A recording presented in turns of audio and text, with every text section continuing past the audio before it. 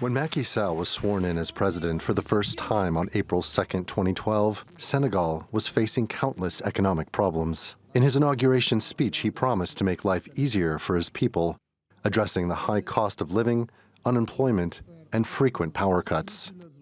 He won with 65% of the vote. It was a huge score. We had hope in him. Looking at his first term in office, we could see that he was working on the infrastructure and also giving hope to the Senegalese.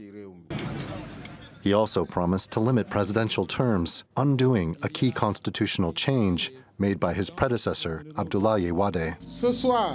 I will propose a reform of the Constitution, which will, among other things, reduce the length of the term of the President of the Republic to 5 years, renewable a single time.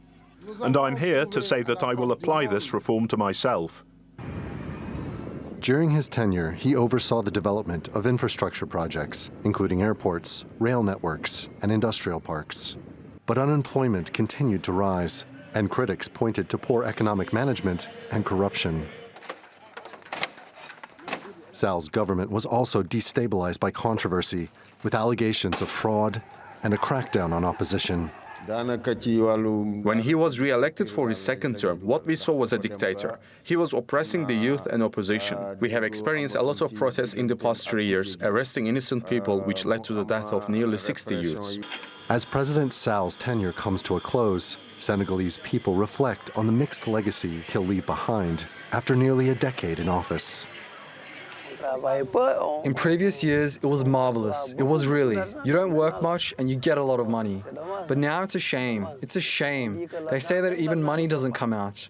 You work hard and you don't get much. The election itself was not without controversy. In February, as campaigning was about to start, Sall ordered the indefinite postponement of the election, citing electoral irregularities. Protesters clashed with police, calling Sall a dictator and decrying his suppression of critics. After a month of unrest, the Constitutional Court intervened, ordering that the election go ahead, albeit a month late.